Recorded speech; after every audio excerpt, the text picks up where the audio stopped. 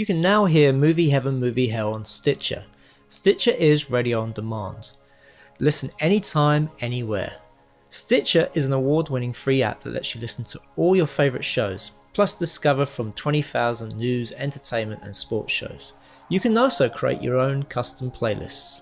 Stitcher is available on iOS, Android, Nook, iPad and in over 4 million car dashboards. It's on demand and it's on the go. No downloading, no syncing, no wasted memory. You can stream your favourite podcasts from Stitcher. Don't have Stitcher? Download it free today at Stitcher.com or in the App Store. And please leave us a review and rating on Stitcher. Thank you.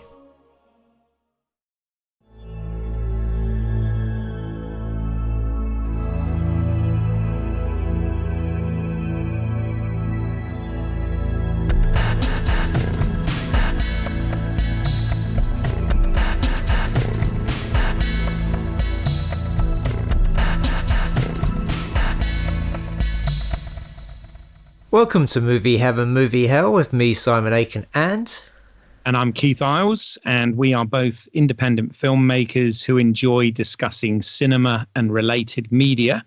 And for this Valentine's Day special episode, we're really pleased to be joined by one of our regular guests, Clive Ashenden. So welcome, Clive. Thank you. Really happy to be on here talking romantic movies. Indeed.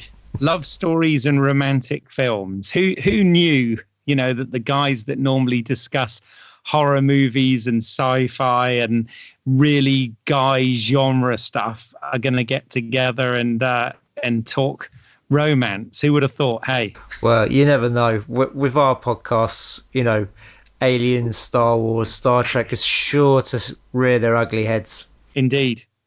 Not a podcast goes by where at least one of those franchises are not mentioned, and you've already given it honourable mention. So well done, Simon. And if you are playing the Movie Heaven, Movie Hell drinking game, you should have taken 3 sips already. That's right. Well, that's what some people might be doing on Valentine's Day. Well, you could make the argument that Alien is really a love story, couldn't you? Well, actually, that's a really good lead in, because one of the things I was going to start by asking on this is, what is it that actually defines and makes a romantic tale or a love story? Because I don't know about you guys, but I think of it almost like and hear me out here, but almost like horror, in so much as a genre, it is very much a sort of cross or mixed genre. You've got straight drama, love stories, something like The Notebook or whatever, and then you've got your sort of Richard Curtis type romantic comedies. Love Actually is a really good one. And, I'm sure with our picks, we're going to talk about how some of them cross other genres. And I think it's also interesting, even when you look at the semiotics of it all, the color red, means different things. It sort of means, love and passion, but it also is associated with sort of danger and horror as well, which I think says a lot. and Simon, as your film title, Blood and Roses, both red. Yeah. So it is one of those ones that's sometimes hard to define as a genre. Did you agree with that, or am I talking utter nonsense? No, I'd agree. When we sort of came up with the idea of doing this, thinking about what my favourite, romantic film was, it was really hard to sort of pick a pure romance one, because, you think of it's like, well, Romancing the Stone, that's a great romantic one, but that's also an action adventure that just happens to have romance in it. And there you go. And romance is used as a story plot point in a lot of films. A lot of the time, like in action films, the guy's going to get with the girl. Sometimes it's the whole story, kicks off because the guy is trying to get the girl. I mean, I think of a film like Streets of Fire, where, this ex-army guy comes into town after his ex-girlfriend's been kidnapped, and he gets paid to try and rescue her. And there's this, romance between the two of them, this kind of, thing that was never fully, realized or completed, or, was left up in the air. So it's still a romantic film, but it's mostly an action adventure film. It's about rescuing the princess from the tower. Yeah. Well, I mean, also, I think it's especially in the times we live in now, you say about a guy getting a girl. I mean, it's not necessarily gender specific either anymore. I say this because, as you know, I'm sort of going through the whole BAFTA voting at the moment, because we're just days away from BAFTA awards.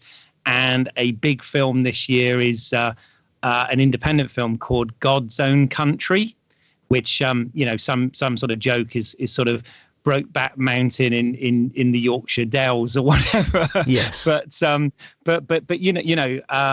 that's obviously a same-sex relationship in there, but it's never made a thing. And I think that's one of the good things about that film, is there's no controversy within the story about the fact that it's a same-sex thing. It is the fact that it is just a love story, and that's the thing. This whole genre now has become sort of so broad that it is really hard to define. You were exactly right when you said, the old school way of defining that would be, boy meets girl, boy loses girl, that whole thing. But now it's not even gender specific anymore. Well, if it comes to like a love story, a film that's just about romance and love, then that seems to be the formula. It is about them, getting together, and then something comes along to sort of tear them apart. And at the end, for it to work properly, you're supposed to be in tears. You think of like Titanic, which again is a great film. Yes, it's a great film, and it's also it's a disaster film. Yes, because it's about the sinking of Titanic, but it resolves around this romance between the Rose and Jack and Rose. Jack and Rose, thank you. And absolutely. She's upper class, he's lower class, and it sort of fits in with the whole sort of love story where they meet, they get together, there's forces trying to tear them apart, but they stay together, but finally they are separated. Spoiler, Jack drowns. There was enough room on that bloody I thought you were going to say spoiler, the Titanic sinks. Spoiler. Oh, no, you ruined it for me. Damn it. Iceberg ahead. Yeah. It's right there in the title. Yes. What about you, Clive? Have you got any sort of strong thoughts before we get into any specific films? Have you got any sort of strong thoughts about, how one defines a love story stroke romantic film? Yeah, I mean, I sort of, in my mind, I break them down into sort of almost two categories, and that's what I think of as romance films, and then what I think of as romantic comedies. And to, boil it down even further, essentially, both are love stories, but romantic comedies end happily and tend to have more comedy and lighter moments, and romances tend to end on a down note, whether that's in tragedy or sacrifice or death in some way. So for me, the pure romance is when love sort of comes up against war or death or outside forces. I mean, you touched on Brokeback Mountain, but that would be that's kind of, it comes up against sort of society's intolerance and how that's sort of been bred into people, and that's kind of almost the rock in which that breaks their relationship, because essentially one of the two lovers cannot accept himself as a gay man, and so there's always this thing exterior to the two lovers, which essentially stops them being together. Now, often a lot of the great romances, there is a sense that through this sacrifice, through this sort of down ending, that they will be reunited in death. They'll be reunited in the afterlife. They will, their love will triumph. Mm. And that's almost the romantic thing, is that two people who love each other so much that they are willing to kind of die for each other, or they're willing to sacrifice the thing that makes them the most happy in order that the person they love the most in the world will be happy. And I know the films we're going to talk about on this podcast, very much fall into that camp. It's not to say that romantic comedies, can't really delve into love and what it means. It's just that they are necessarily, it's a lighter thing. I mean, this isn't an invention of movies. This goes way back to sort of Shakespeare and even before. Obviously Romeo and Juliet is a tragedy, but it's a love story. But then at the same time,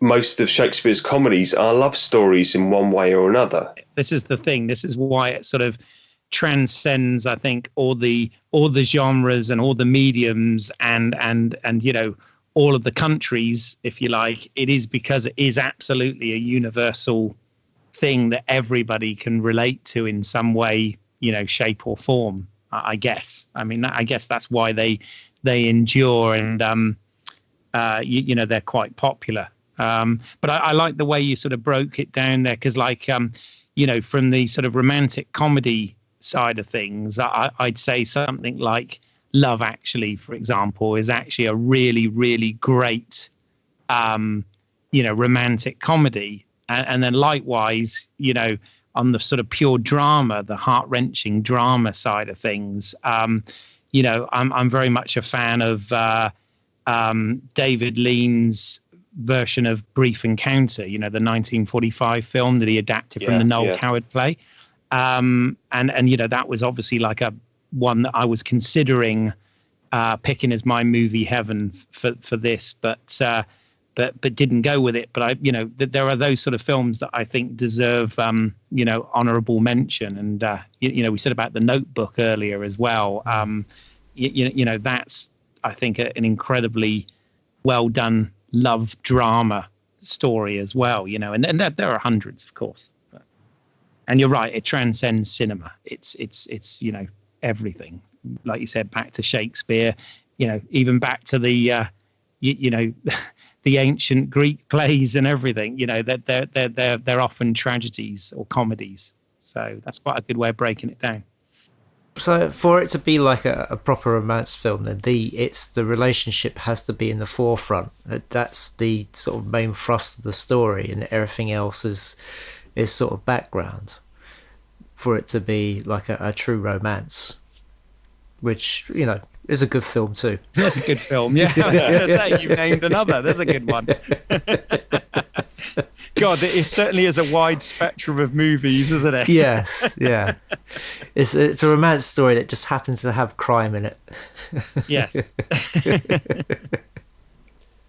No, it's an interesting one, and we felt we should have something for Valentine's Day. We've also got Clive. You've got something to talk about at the end of this podcast, which we'll come to. But we also thought that because it's Valentine's Day, let's be all sort of positive, and rather than picking movie hells again, which there's probably a huge number of, yes, we've decided this time to just go for our movie heaven for romantic love story films.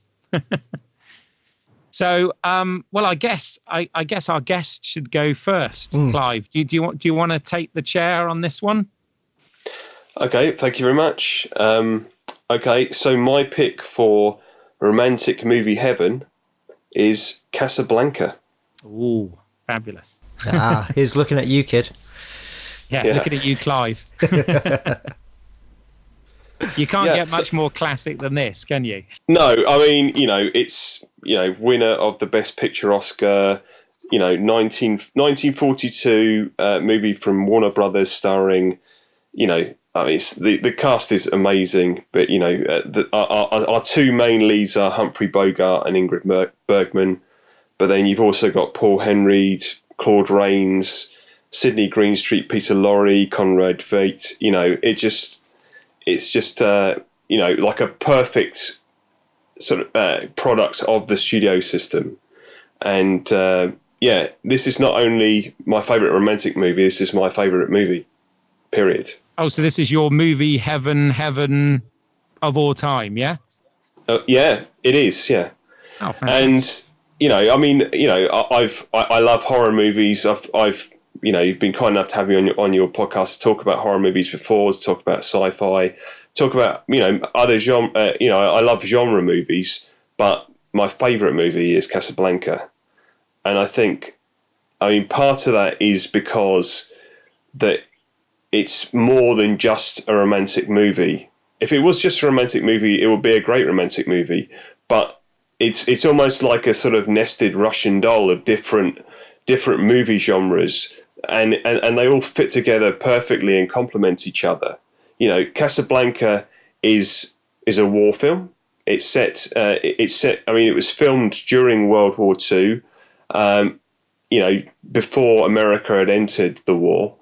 And it's very much a film that's got a kind of political subtext, which is not all that subtle, running through it about how isolationism isn't a great policy and how you need to get involved and take a stance. So you can just read the whole movie as being a political allegory for how America needs to basically get involved and do the right thing, and So there's that element, there's a lot of kind of spying and intrigue type stuff that goes around involving the sort of the Free French and the resistance to Nazi occupation, and there's kind of like a buddy comedy thing going on between Claude Rains, who plays the prefect of police, and Humphrey Bogart as obviously as Rick. Claude Rains is hilarious in this, isn't he? I rewatched it. Obviously, it's a great movie that I've seen a number of times, but I did rewatch it for this podcast, and yes, I chuckled along. He is wonderful in this. He is. I mean, I guess I should briefly explain what the plot is for anyone who doesn't know. And I think Casablanca is like one of those movies where it's so much in the culture that people almost feel like they know it before they've seen it, or that they don't have to see it because, it's just, it's that Play It Again Sam movie. It's, it's the corn, even though he never actually says that in the movie, right? Yeah. It's just these sort of little moments, and it's this kind of sort of old timey movie. Yeah, I mean, what's really interesting is it is set literally before the US's involvement in World War II, isn't it? Like, is it because I believe it's set in like December, and obviously it was made before that, of course, but when it's set is literally, as it turns out historically, just before they got involved, isn't it? So it's quite interesting that sort of how that sort of sits with history within the fiction, if you know what I mean. Yeah, and I mean, and it is that they do like a really nice job. I mean, it's actually a very clever screenplay, a very taut screenplay, which is weird in one respect because they were still writing it while they were filming it, and they didn't know how it was going to end when they were filming it. It's like you read the stories of how this movie was made, and it's like a miracle that it came out, how it is. And in some ways, that adds to the film because Ingrid Bergman didn't know whether she was going to end up with Rick's character at the end or Paul Henry's character. Paul Henry, basically, we have a central love triangle essentially in Casablanca. So it's set in Morocco, in this sort of neutral sort of city, which is like the last port of embarkation when you're trying to get away from Nazi-occupied Europe.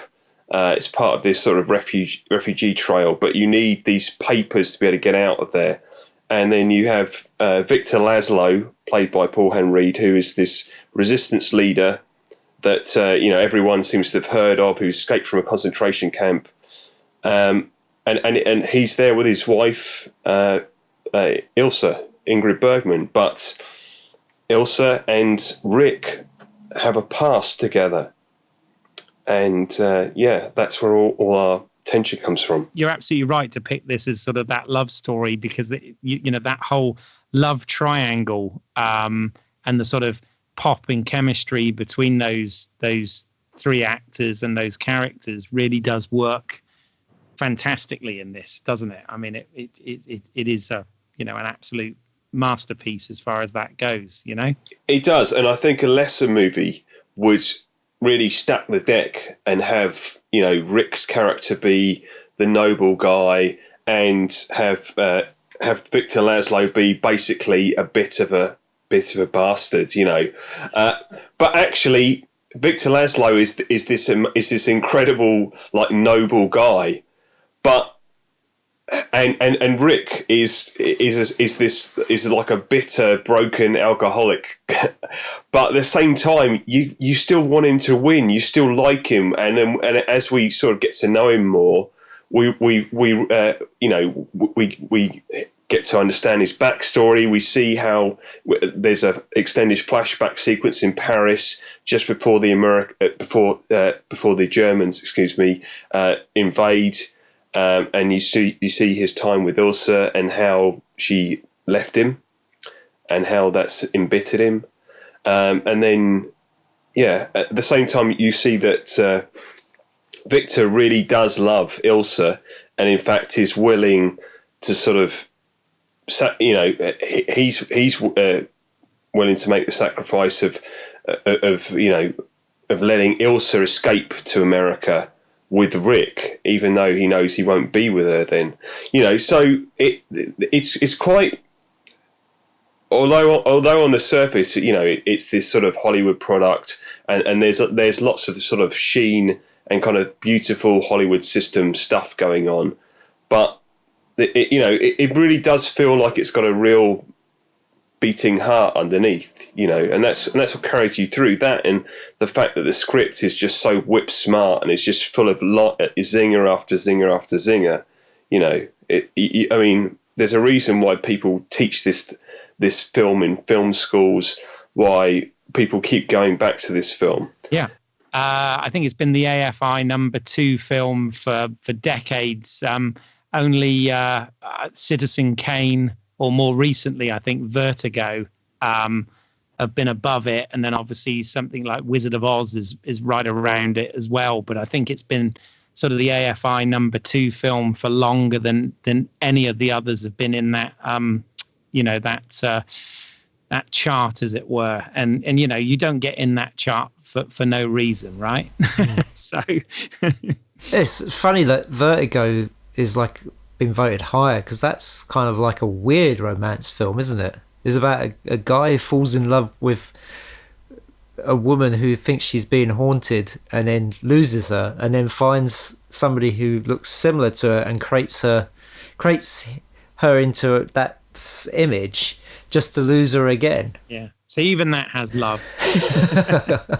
Well, obsessive love, but I guess it's the kind of love, yeah. Hey, there are all types of love, yeah. The thing with Casablanca as well, though, is it is almost like that sort of perfect storm, sort of lightning in a bottle type film, in so much as there have been several attempts over the decades, since, where they've attempted to remake this movie, and it just, hasn't worked on any level whatsoever. And I think, it's because it's back to that old thing, the chemistry between the leads in this, that the script, even though, like you said, it was written on the fly very much, but it was all the coming together of those things, along with the actual time that this was made, and everything almost seemed like that sort of perfect ingredients and to make a standout film like this. But it sounds like a happy accident. I mean, we've all experienced that on films where, we're making films and something comes along where you didn't plan it, but it's there, and you can never recreate it because because it's like a gift from the film gods. So there are some films where, as you say, you hear about the making of, and you're like, wow, how did this become anything good? But it just seems to be that perfect mix, that perfect storm. I mean, another film that springs to mind, which isn't a romance film but has a similar, maybe even worse history, was the Blues Brothers. That original film, they literally had it greenlit and they were in production within weeks, and there was the script by Dan Aykroyd was, it was literally a roadmap about how each member of the band was recruited, and so it was a case of like John Landis coming along and putting that into shape. But no, it does happen. Yeah. But it's amazing to think that that a film where, as you say, they're rewriting it as they're going, was able to have such a lasting effect. Yeah, well, apparently, and I didn't know this until recently, but again, because it's so synonymous with the film, as time goes by, which was obviously written originally about a decade before this film, wasn't intended to actually be the song that was going to be in the film. It was one apparently that they were using for the filming of it, yes. And it was going to be replaced by a song written by the composer later, but they weren't sure that they could get everybody back, because Ingrid Bergman was on loan from another studio. Yeah, she was under contract to David O. Selznick. That's right. So they weren't sure they could get her back, and it ended up that they just stuck with that song. But again, who can imagine Casablanca without, as time goes by, you just can't, can you? It just seems the right song for it, and I find that quite bizarre that was not originally the intention, and it's like, wow, okay. Yeah, well, it's again like another film, not a romance film, but 2001 had a similar story where the music in that film was originally temp, that there was going to be a soundtrack written for it, but because the temp tracks fitted the images so well that you think about it, you can't imagine that film without that soundtrack, apart from the composer. Yeah. I tell you what, you really are doing a great job, Simon, and getting all the genres in on this one. I'm well impressed. But Clive, I mean, so from your point of view, then, I mean, obviously, there's no doubting, that Casablanca is an absolute classic and has its place in movie history, etc. But what is it? You said that this is literally your favorite film of all time, apart from your favorite love story. What was your experience of this then? I mean, when did you first see it, and what did it mean to you? And what's your sort of story with Casablanca? Yeah, I mean, it is because it was one of those films that was quote unquote a classic, and it was as someone who was wanting to be a filmmaker and was absolutely obsessed with movies. I had literal lists of movies that I wanted to see, and I would work my way through those. Clive. Yeah, I know. I do like a list. It's true. Guilty as charged. So this was just one of those movies, And to be honest, I think I avoided it for some time because from the outside, it seemed like it would be a bit corny. It seemed like it would be just this incredibly dated, but charming product of studio filmmaking. That it was made during the war. So I think perhaps I was thinking it would be dated in, say, the way that I love them, but they are incredibly dated.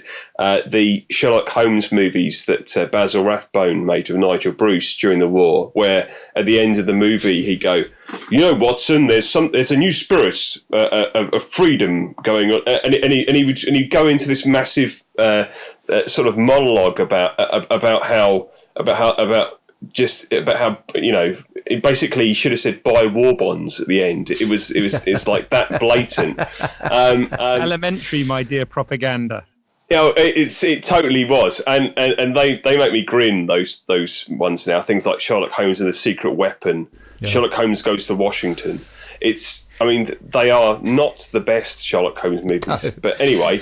There you go. Yeah, so much so that our Sherlock Holmes expert picked that as his movie Hell. Indeed. Check that out, folks. Indeed, and that is a very good episode. But yeah, anyway, back to Casablanca. So I went in thinking, I'll watch this and I'm sure it'll be fine. And it absolutely it absolutely just blew me away, and I just did not expect it to get me emotionally in the way it did. So much so that I think I sort of avoided rewatching it for a while because I thought, well, maybe it's just that time. But each time I went back to it, I found it's one of those movies that really rewards rewatching. That no matter what mood you're in, it feels right. That it's if you're feeling down, it's actually quite uplifting. If you're feeling happy, then you'll get that out of it. If you're and as I said, sort of introducing the film, because it has all these sort of almost mini genre elements in it. If I'm in the mood for, something with a bit of action or a bit of thriller intrigue, actually Casablanca has those things as well as a great love story. So, yeah, I sort of ration my viewing of it because, otherwise I won't see as like all the other films I want to see. But it is something that I do rewatch regularly, at least once a year. Often more. But when did you first see it then, Clive? Was it? Were you really young when you first saw this? I first saw it when I was in my 20s. I think. I think I probably saw it just after sort of university time. So. Yeah. I think I saw it on the 50th anniversary release because I seem to remember as a kid, it being on television on like a Saturday afternoon or something. And, at the time I was a, kid obsessed with bloody Flash Gordon and Buck Rogers and whatever. So I didn't really pay a lot of attention. But years later, when I was in my 20s or so, I think it may have been the 50th anniversary re-release or something, and they actually had it, on the big screen, and got to see it, how it was supposed to be seen, and that's when I sort of got an appreciation for it. Before then, it was this sort of classic that I knew was important, but hadn't really sort of sat down and taken the time to sort of take it in properly, really. But what about you, Simon? I saw it one Christmas. Oh, great! Okay, it's a good film for a Christmas one. Yeah, it is. It's shown every year on Channel 4. It's one of those films that they always show, which is usually either they always show Wizard of Oz, and they used to show Gone with the Wind, but that's now on Channel 5. So Channel 5 was showing it over Christmas last year. But I sort of got to watch it one Christmas, and I really enjoyed it. Just seeing it on the small screen, and Yeah. So I have to ask you guys then about this, and this is a bit controversial, but it's just to bring up a topic. Yeah. And I know we're all guys here, so we haven't got like a woman's perspective on this as such. But do you think that her character is selfish? What makes you say that? Well, the reason I'm asking that is she, I don't know, she's not completely honest right from the start. I mean, okay, she does fess up, but she's not completely honest. And, you know, obviously she ends up all right, as it were. I don't know. It was just an interest. I thought, what can I ask about this that might spark up some interesting conversations? And I really wanted, we were going to have a female guest as well on the show, but sadly she couldn't make it. And I just thought it would be interesting to hear from a woman's point of view and a guy's point of view as to whether or not, because you know, it can be argued that she was, but I don't know. Is that fair or not? What do you guys think? I don't think it's fair, but I mean, my reading of it is that, you know, Victor Laszlo was a resistance leader in hiding in fear for his life, and that she was protecting his secret. So she was, and you know, he even though they were married, she wasn't allowed to change her name because, you know, that's one part of it. So, I mean, she says to Rick later, it wasn't my secret, but I had to keep it. And then she was told he died. So I don't think that there was any deliberate deceit on her behalf at all. All right. I mean, I think, you know, it pains me to do this because I love the movie, but if I'm going to be a little bit critical of it, and then I think there are sort of two things you could sort of look at, and this is purely, I think, it being a product of its time, but you know, we're watching it now, so you can't divorce these things. One is the idea of whether or not Ilsa's character has agency, you know, that she leaves it up to Rick to decide her life, essentially. I mean, so you could say that she has agency and she basically gifts it to him, but then that's not a very 21st century way of resolving things, is to sort of basically say, I don't know, you know, I love you, I don't know what to do, you make the decision. That makes her. Yeah, but we are talking about a film that's over 70 years old. Well, we are, but perhaps from a sort of strict feminist perspective, that makes it a little bit of a tricky prospect. But I think, you know, everyone understands still the kind of emotional core of why you would say that, of you know, how you could get in a place where that seemed like the only decision. So I think that's, you know, that's what it is. The other thing is maybe the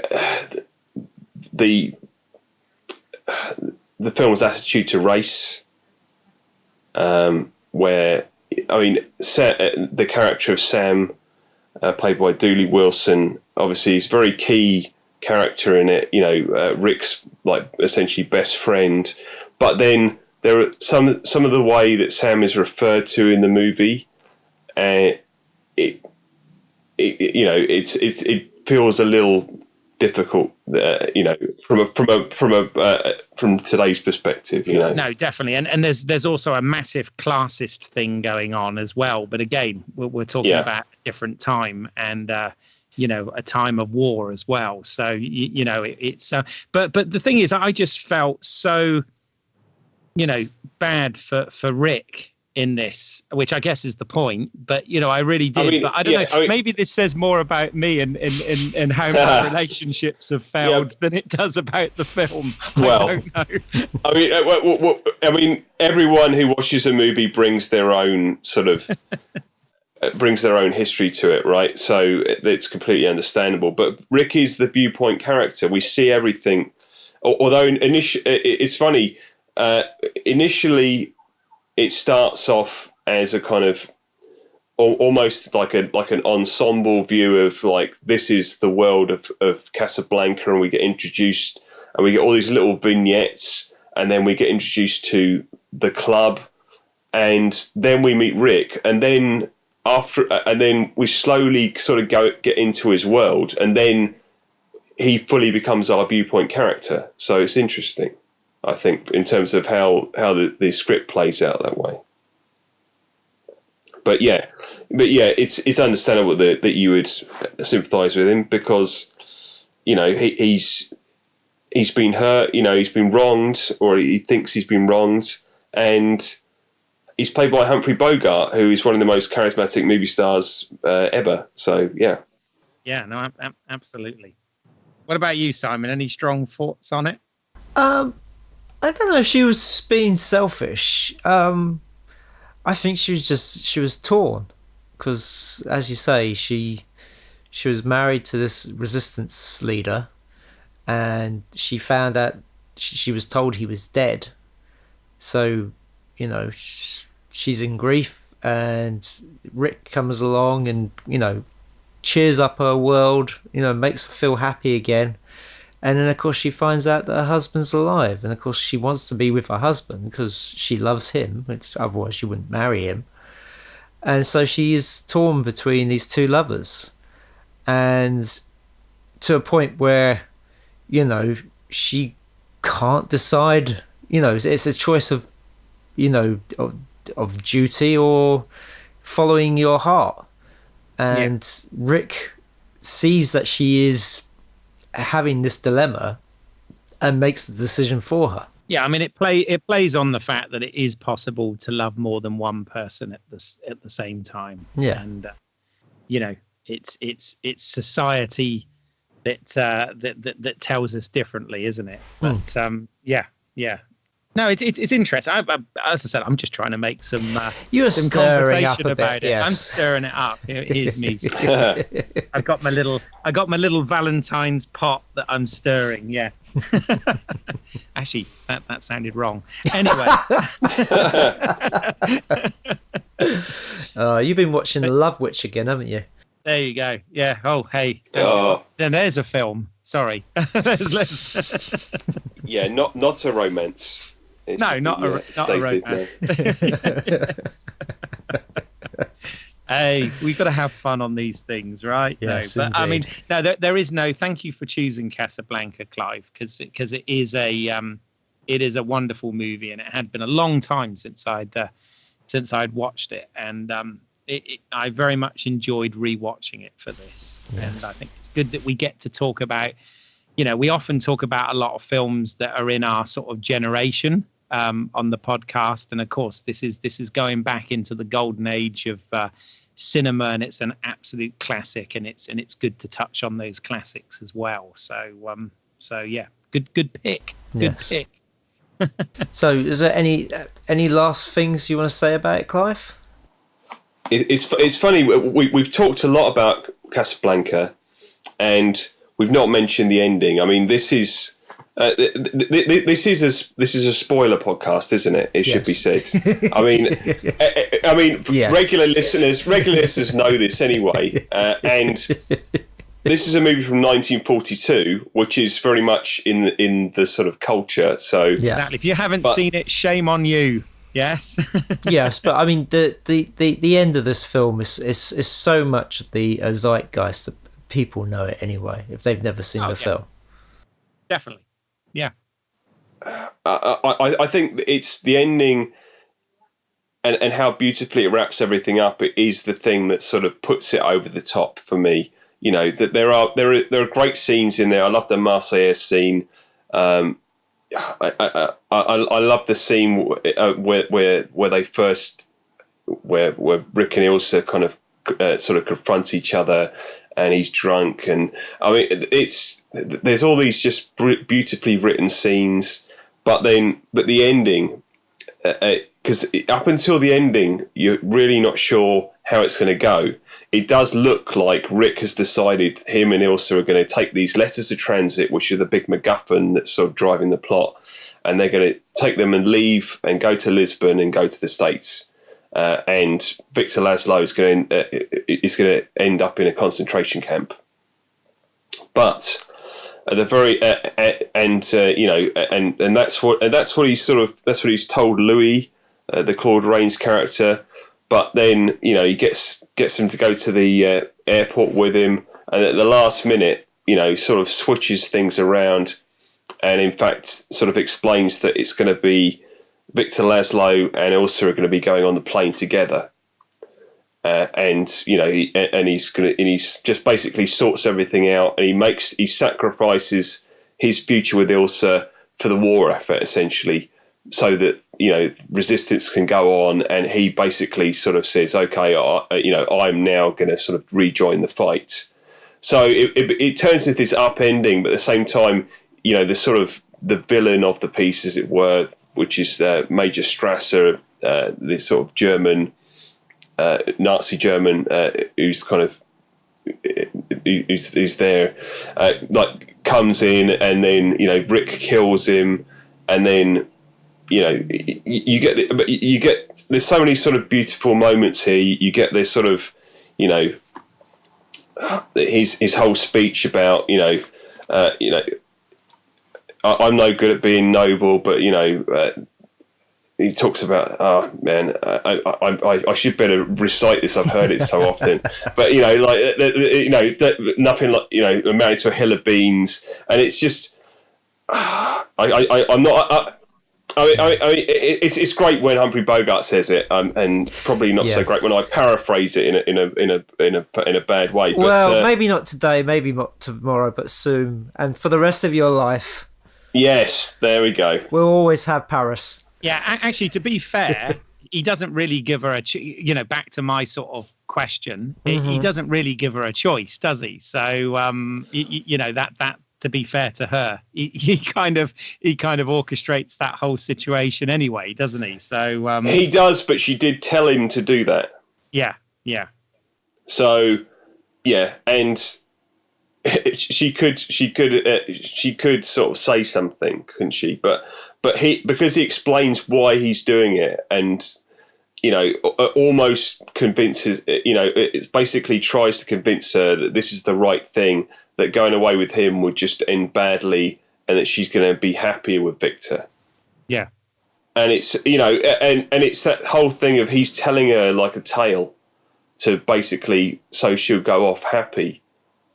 One he doesn't really believe himself, and he doesn't believe, and there's all these layers to it. It's so beautifully done. And it is heart-wrenching, isn't it? Did you guys find it heart-wrenching? Of course, yeah. That scene, yeah. It really is, isn't it? It's like, wow, Yeah, because you want them to get back together, and of course, he does the noble thing. He lets her go. Yeah, he does. And as a movie maker and a geek, I love the fact that while he's telling her this story, in the background, you've got in a lovely bit of movie magic. You've got the plane to Lisbon in the background, which is basically a cutout that they built on the set. And in order to get the scale right, the quote unquote ground crew are midgets. Yes, small people. Yes, who are kind of working on it, and it's like, it's a forced perspective. It's just all those sort of lovely tricks that they do, and that's great. And then at the end, you get that final capper of the sort of, round up the usual suspects, and you see that Louis has also come over to the fight. And then, I think this is the start of a beautiful friendship. Yeah. This, final. So it's almost like it ends on a new romance of a bromance. Yeah. Well, you know that line though. I mean, obviously, round up the usual suspects and all that was there on screen and stuff. But that this could be the start of a beautiful friendship line was actually. That was looped afterwards. That was never actually, because again, this whole thing about writing the script on the fly, they didn't have the final line. They didn't know how they were going to end it. And like you said, that whole bit was done on a studio. It wasn't even outside, which is why they couldn't go on location. But it looked great. It looked just like they were in a airfield and whatever. But it was actually a studio with the with like you said, the cardboard cutout of the plane and the small people and the ground sprayed down to look wet and all that sort of thing. But no, apparently they had the sort of overhead shot of them walking off, but Humphrey Bogart had to go and they came up with that line afterwards, and that was recorded in a studio afterwards and put onto the film. So I mean, again, such a classic line, but it's funny to think that it was such a late addition. That is amazing because like you said, it's totally in the culture now, and is quoted so many times that it's quite amazing when you look at the sort of history behind that. It's incredible. Yeah, it seems to be great lines are, they're either written last minute or ad-libbed. I mean, I think of a couple of examples. We're going to need a bigger boat was an ad-lib on the set, and of course which is obviously a love story. Yeah, it's not about a shark. And the other example I was going to give was Tears in Rain, which is one of the best ad-libs ever. Yes, there was a whole speech, but Rutger Hauer sort of distilled it into those few lines, and it's a great speech. But it's amazing how sometimes dialogue, a line that sticks with you forever, kind of, was such a late addition to the filming process, or was never even thought of at all until the day of shooting. Happy accidents.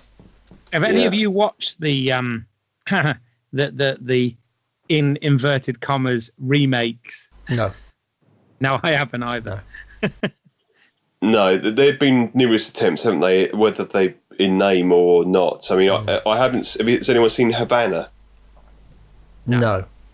No, that was the Sidney Pollack directed one, wasn't it, with Robert Redford, where they were basically trying to sort of do a similar thing. But I mean, I think an interesting comparison to Casablanca is The English Patient. Okay. Yes, another great love story. There we go.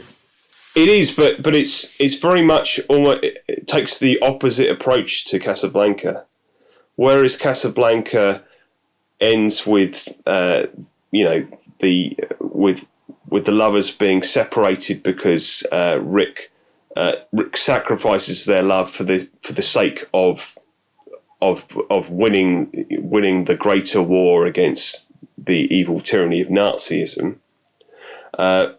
In the English Patient, the English Patient is very much about the selfishness of love, and so you get Ralph Fiennes' character essentially chooses love over everything and sacrifices a whole bunch of like innocent people because he by betraying them in order that he can be with the woman he loves. It means that Willem Dafoe's character ends up killed, and it still ends badly for him. So that takes a very different sort of slant on it, but interesting comparison, and it is a beautifully made film. Yeah, well, Anthony Minghella, another one of the sadly no longer with us, but one of the directing greats of this generation for sure. So,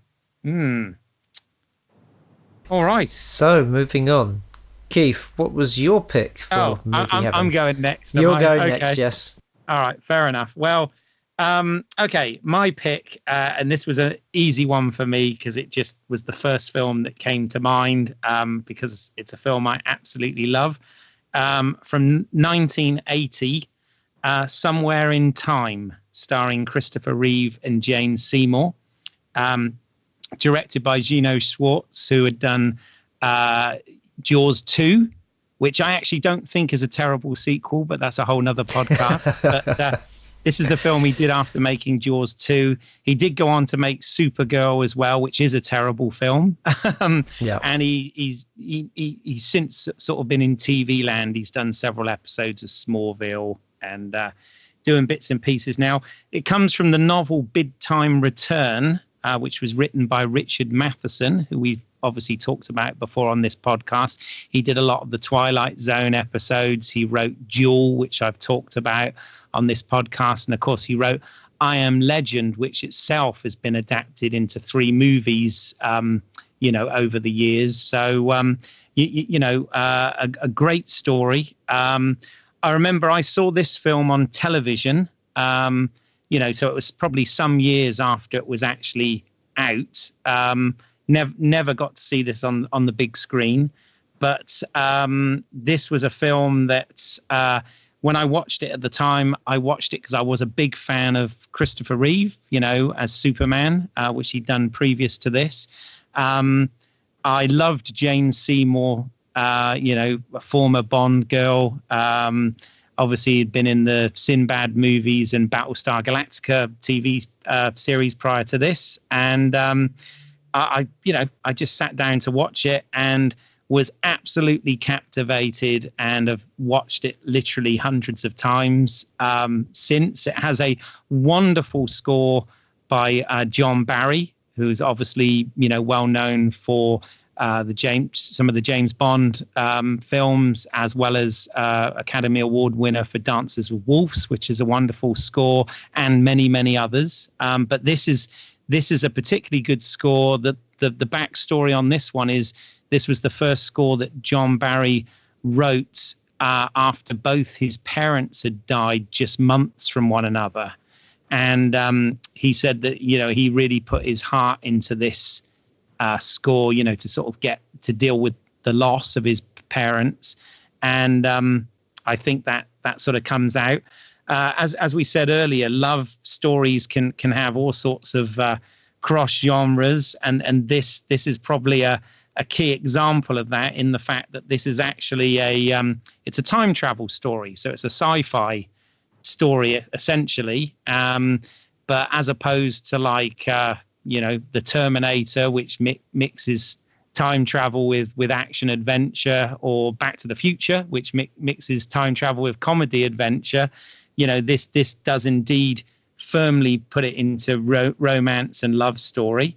The setup for it basically is Christopher Reeve plays a young playwright, and the film starts off in 1972, and he's just had one of his plays critiqued. In fact, apparently one of the critiques is William H. Macy in one of his first ever acting roles. And an old lady, a very elderly lady, comes up to him in the crowd and hands him a pocket watch and simply says to him, "Come back to me," and leaves. And he has no idea, who this woman is, or why she's given him this pocket watch, or what's going on. And we jump forward to what is then contemporary, 1980, and he has had some success as a playwright. He's now a well-regarded playwright in Chicago, and he decides to go. He's had a split up recently with a girlfriend, and he's having a bit of a case of writer's block. So he decides to go off for a drive, and he ends up at the Grand Hotel, which is a very, very famous hotel, and very historical hotel, and decides that he'll check in there and book a room and just sort of get away from things to try and work on his writing. And whilst he checks in the hotel, and whilst he's there, he decides to go eat, but the restaurant isn't quite open yet, and he decides to look round, and the hotel has a sort of a museum, a sort of hall of history. And when he looks through this room, he sees a photograph of a beautiful young woman that absolutely captivates him. and he can't really sort of put his finger on what it is. He can't sleep. He keeps going back just to look at this photograph. He becomes absolutely obsessed with this. So he does some investigation. There's a lot of library work, long before the days of Google and doing it at home. So he goes and he investigates and finds out that this woman was once a famous actress who gave up the profession after some sort of tragic event in her life, and he ends up going and finding where she lives and her old housekeeper, and she lets him in because he shows the pocket watch, and she's where did you get that watch? And he's like, well, this was given to me 8 years ago. And it turns out that was the very same night that old lady died. And she happens. This is where you have to take a little bit of a leap with this story. You have to suspend your disbelief and just go with this a bit. But basically, she has a book about time travel on her shelf, and it's actually written by what used to be one of Christopher Reeve's character's professors. So he goes and asks him basically if time travel is indeed possible. And this is where the film takes a slightly different turn to a lot of these predestination paradox time loop type time travel films, in so much as rather than having a time machine to travel back, this is done by essentially surrounding yourself in removing anything contemporary and dressing and surrounding yourself in an environment where if you put your mind to it, you can actually, will yourself back in time if you put your heart and mind into it. So through a lot of false attempts and frustrations, Christopher Reeve his character's called Richard Collier, by the way, does in fact end up back in time. And is in the same hotel that he was in. And, he's obviously bought period clothing, although it turns out that period clothing, one of the little jokes in the film is he's about 10 years out of date with his period clothing.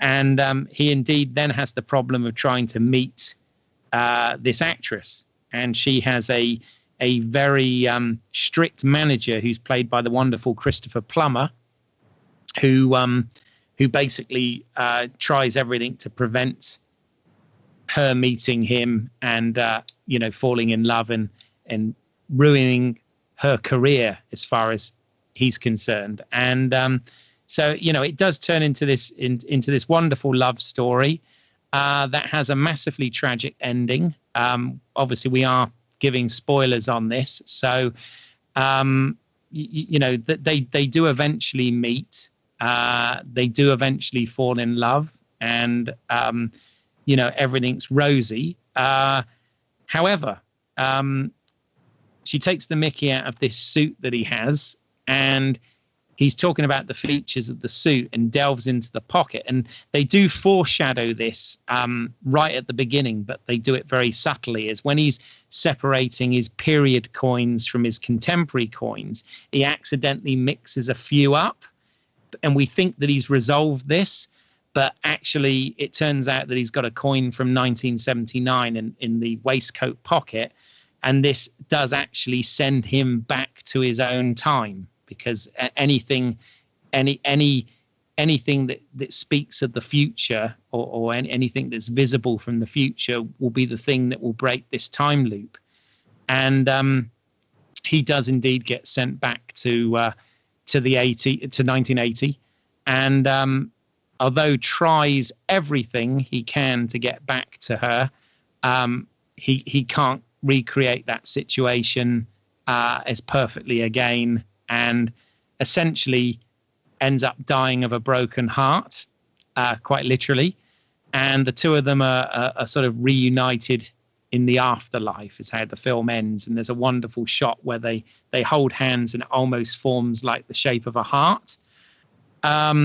And of course, the photograph, one detail that I forgot to mention, the photograph of that he falls in love with is actually a picture that is taken when she's looking at him after one of her stage performances. So it is one of those predestination paradoxes. It is a time loop.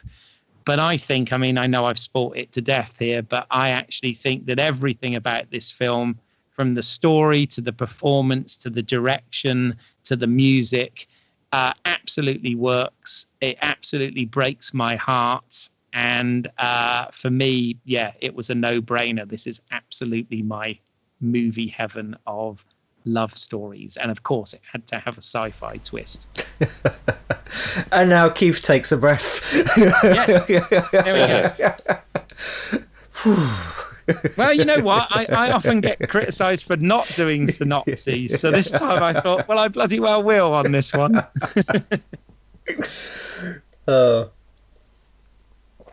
Well, yes. I saw Somewhere in Time, like yourself, Keith, on TV.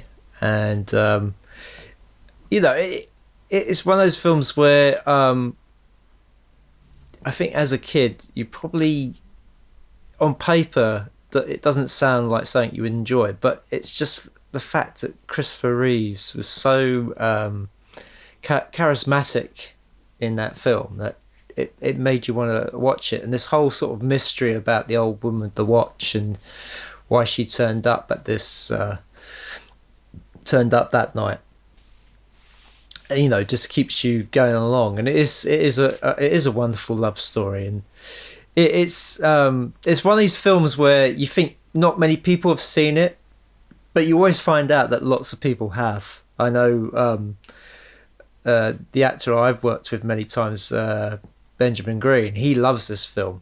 He loves it to a point where he's tried to, you know, do a story similar to this. Well, likewise, I have to say that this film has been the inspiration for a time travel love story that I wrote many years ago that I haven't been able to actually afford to make. But I've done a film, I've written a script called Reversal. Right. And you know, this film so much inspired me that my lead characters are called Christopher and Jane. Right. So, you know, this was definitely, it's not the same story, but it was definitely an inspiration. So yes, and you're right. I mean, there is a huge cult following to this film. You know, whereas Casablanca is obviously a classic. This one is one of those more sort of cult classics. And I know the Grand Hotel in the US actually have every year, I'd love to go one year, they have a Somewhere in Time weekend, like a convention. You know, it does have that much of a cult following. So, yes, it is very cult, and I'm sure inspires many filmmakers. Well, yeah, I mean, the thing that's kind of inspiring about it is the fact that it does the time travel story without there being a time machine. That's the one thing that, you know, is usually what you spend the most money on a time travel story, is the time machine and what it is. So is it a contraption that stays in one place, or is it a DeLorean? You know, it gets round all of that by it being, you know, the putting the person into that space, into that mindset that he projects himself back there. It's not Quantum Leap. He's not Sam jumping into a body, but boy. But Quantum Leap kind of, I guess, took a page from this because, again, you know, there wasn't a time machine that you saw. You just saw that he, you know, each episode he would correct some wrong, and that was made him to be able to jump into another body in another time. And, you know, apart from the sort of opening sequence where you see him in the blue light and the smoke machine, you never really got to see the time machine. No, absolutely. What about you, Clive? Have you seen this film? Do you like this film? I love this film. I do. it's this is one where I have to thank my mum for introducing me to it. I've seen a lot of romantic comedies and romances purely because my mum is a massive fan of that genre of films. So, you know, when I was living at home and whenever I'd visit home and it was time to put a film on, then my mum would basically always want to watch that sort of genre of film. And because I love movies, if it was one I hadn't seen, then I was happy. I was happy, you know, to sort of make her happy. And this was one of those movies. I mean, I watched a lot of really bad romantic movies, you know, through this way. But yeah, Somewhere in Time was definitely one of my mum's favourites, and still is, you know. So yeah, thanks, Mum. But I mean, I think it was one I was vaguely familiar with just because of the Richard Matheson connection, because I was a fan of his as a writer, and you know, and had seen other stuff that he'd done, which was more, you know, sci-fi or horror. But yeah, and the two leads are just great in this, aren't they? And you know, it's very sort of elegantly done. You know, the loves, this kind of, it's not quite a love triangle in the same way as Casablanca, but there's like a triangle, isn't there? When he goes back in time, there is that sort of conflict with the Christopher Plummer character, and it's almost like a Red Shoes type dynamic where you have this sort of Svengali kind of manager figure who is guiding the career of this beautifully talented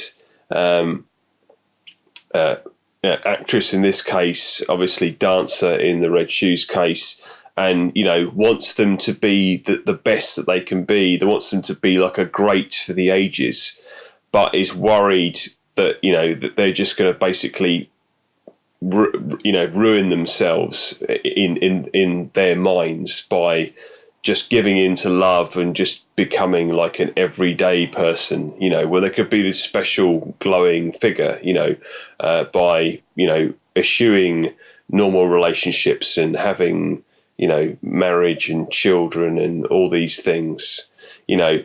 So it's that sort of dynamic, but obviously it has a very different ending to Red Shoes, albeit still a tragic ending. But actually, the Red Shoes is another good pick. Actually, and hadn't thought about that. But yes. Yeah, I mean, I feel like the Red Shoes is almost as much about dancing as it is about the love story, but it is a beautiful film, and which I'd absolutely recommend. I mean, the thing that I always remember about Somewhere in Time is that moment where he finds the coin, and it's not, and how they do it. The thing that sticks with me is the sound design in that moment, where he starts reaching out to her, and then she's sort of getting further and further away, and then you hear her calling his voice, Richard, and it sort of turns into this horrible kind of stretched out kind of like discordant, like Richard, and it's just really chilling. It's so like horrible. You know, it just gives me the shivers every time I hear it. You know, and it's just heartbreaking. Yeah, it is. I mean, I do like the sort of, you know, reunited in Dry Ice, sorry, in heaven, you know, coda, but it's. Yeah, I mean, it is lovely, but it's slightly cheesy. It is, but then I feel like a lot of like truly romantic movies like aren't afraid to go to that place where it seems a little bit cheesy, it seems a little bit corny, but because they mean it, because it's you know, because it's sincere, then it works. And I think sometimes these movies, they suffer because you see like clips of them, right, where they've just taken that moment out of the film, and you've watched the whole moment, you've watched the whole journey. So when you watch the film, it doesn't seem like that. But when you just watch the sort of clip, then it's like, oh, that's eye rolling, you know. It's like, if you saw a trailer for this, it looks a bit, exactly.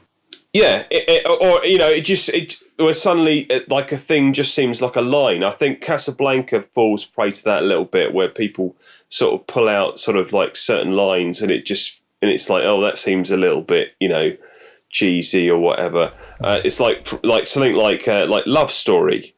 So we're talking about love stories. Yeah, that whole love means never having to say you're sorry. I mean, the amount of times I've seen that sort of clip, and it just looks awful, right? But actually, when you watch the movie, it's a good movie, and that works. I think it earns that sort of moment of kind of cheesiness, if you want, that moment of kind of being on the nose. Because I think that's kind of what it is. It's what we're talking about. It's that, you know, and I, you know, damn it, I'm coming back to Casablanca again, but but it's interesting. It's like, often the challenge with when I think for writers is, how do you get your characters to say "I love you" to each other? Which sounds obvious, right? You just say "I love you," but that's on the nose, and you can only get away with that so. And it's like, for an actor, that's, you know, I mean, Keith, I'm sure you could speak to this. It's very difficult to play that without wanting to put some kind of subtext under it. You know, usually, like when people are given a line like "I love you," often, you know, you see actors making a choice to actually play like something completely different. They're saying "I love you," but they're actually meaning "I hate you," or I'm I want to be with someone else, or you know, so you end up getting all these sort of weird subtexts come in. Yeah, it's just to find the truth of it is hard. I mean, I've only ever acted in one romantic film, which is actually kind of a fairly twisted thriller as well. So there was something else going on there, but yeah, I mean, it's you know, it can be quite intense, and yeah, finding those moments, you know, can be quite difficult. You know, it's you know, what I found interesting is one of the films we watched for this is going on to another film now, but one of the ones was The Notebook. That we're not going to talk about it, but I looked at that. But you know, what I found interesting when I was researching that was, even though they did end up as a couple in real life, but apparently initially Rachel McAdams and Ryan Gosling didn't get along. And Ryan Gosling apparently wanted Rachel McAdams replaced. I mean, obviously, this is the film where half the world fell in love with Ryan Gosling and the other half fell in love with Rachel McAdams, right? But you know, they do end up a couple in real life following this film. But apparently, you know, to start with, that chemistry was not there at all. And you know, hats off to Nick Cassavetes, you know, in terms of his direction or whatever, because the film, you absolutely believe, you know, those characters are in love. So yeah, you know, and you're right, there has to be a lot of other subtext and nuance to make that believable. And well, I mean, as with all filmmaking, but particularly that type of relationship. Yeah, I mean, I was going to say, in Casablanca, you know, the famous line, "Here's looking at you, kid." I mean, that's him saying "I love you." Yes, and that's why that line works. You know, he doesn't say "I love you." He says, "Here's looking at you, kid." You know, so it's interesting, I think. But yeah, I mean, also. The line can also be the realization of love, because you're quite right. A lot of times, saying the words "I love you" can be a subtext for something else. But there are a few occasions where you see these two, and you never know if they're going to quite get together. And then, you know, Darth Vader comes along and tries to put one of them in carbonite, and that's the point when, you know. God, we went there. I had to go there. Sorry, mate. I had to do it. Well, you know, was that not? Oh no, that it was his His response. That was an ad lib, wasn't That's it? right. Yes, Yeah. But her saying "I love you" was, because she realised she was going to lose him, but also to show him that, that she did have feelings for him, even though she was trying really, really hard not to show it. Well, I think it's three little words that are often said way too much when they're not necessarily meant. But Yes. But that's a whole nother thing. Well, it's funny you said three little words, because talking about my own film that I'm still currently making, Modern Love, one of the stories is called Three Little Words. Right. And that particular story is about when those three little words are uttered to you and you don't respond.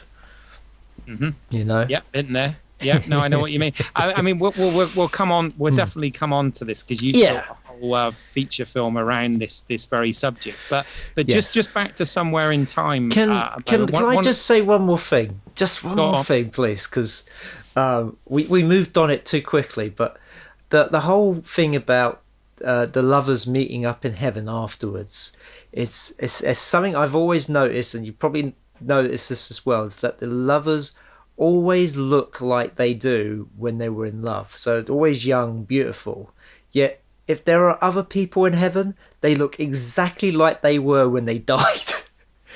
Titanic being the ultimate vision of that. Why was it that Rose, when she turned up in heaven, wasn't an old lady? Because she was an old lady when she died, and everybody else who was on the Titanic in that scene, well, they all looked the way they did at the point they died, including Jack. But yet, Rose goes back to be, young and beautiful. Love conquers all, I guess. I don't know. Love makes you. It is. young. It is a bit of a trope for sure, but I mean, one of the things that sort of leads into this, actually, one of the things that Somewhere in Time does get sort of somewhat criticised for is the fact that in the film, he literally kind of dies of a broken heart, and that's there's kind of two differences in the novel, and for my script, I've kind of taken the more of the approach from the novel. Actually, is that the first thing is the setting. The original novel takes place in the hotel that Some Like It Hot takes place in California, whereas obviously they move it to the Grand Hotel in Michigan for the film. Mm-hmm. But one of the things in the book, Richard knows before he even attempts to go back in time that he has a brain tumor and he's likely to die. Okay, and it's kind of him going through the experiences of the time travel and the hallucinations and whatever is kind of brought on by the tumor, and that's essentially what kills him. Whereas obviously in the film they do away with that part entirely, and they make it about him dying of a broken heart and him literally going through time with no ambiguity about whether or not it's an hallucination or not caused by the brain tumor. Can I say, I know you say he dies of a broken heart, but doesn't he doesn't eat, he starves himself to death? Yeah, kind of. Yeah, that's what I remember from seeing the film. He sort of shuts down. Yeah, completely. Yeah, it's not like a Padme thing where it's like, she died of a broken heart. Oh yeah. Well, after going, what is it? Luke, Leia, goodbye. Yeah. We must connect these films somehow. We do. I'll tell you what, I dread to think how many films we've actually mentioned, and God, it's been a broad spectrum as well of all sorts of different films in this one podcast. So it just shows you how universal, love and romance is. Yes, well, it filters through most stories. Most stories in film, there's usually a romance. It may be, the romance may be up front, or the romance may be in the background. You see, when we talked about Valentine's Day, I was expecting us to talk about horror, obviously. Well, it's funny you said that. I'm looking at the IMDb page for Somewhere in Time. Do you know what day it was released on? Oh, no, I don't actually. But I'm guessing you're going to say Valentine's Day, yeah? No. Oh. According to this, it was released in the UK on the 31st of October, 1980. Oh, there we go. Jesus. Now, that's some counter-scheduling going on there, isn't it? Indeed. See, we got a Discovery link, 10:31. So, yeah, no, absolutely. So, Halloween. Yes. Interesting. Well, it's like I said about this red being sort of linked to both love and danger. And, it's interesting, I think, that the two are so close. God, I'm cynical. No. But I'm a romantic at heart. Yes. So, yeah. Keith, is there anything else you want to say about Somewhere in Time? I think we've pretty much done it. I mean, there is a lot to talk about in this film, but we've got the most of it. I mean, one other little character I did want to mention is the character of Arthur, which is kind of the